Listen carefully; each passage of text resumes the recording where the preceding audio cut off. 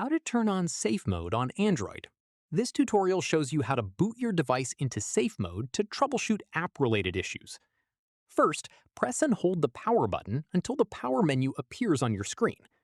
After that, press and hold the power off option and keep holding it for a moment.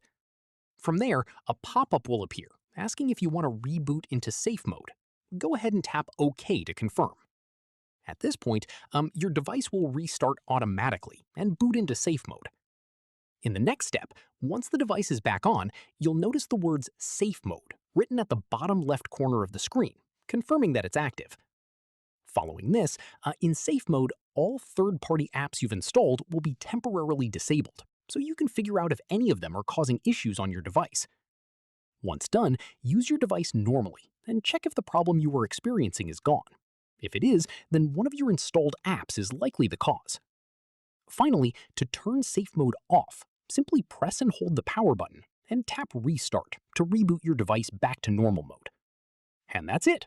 If this guide helped you turn on Safe Mode on your Android, give it a like, subscribe for more Android tutorials, and tap the bell icon for updates.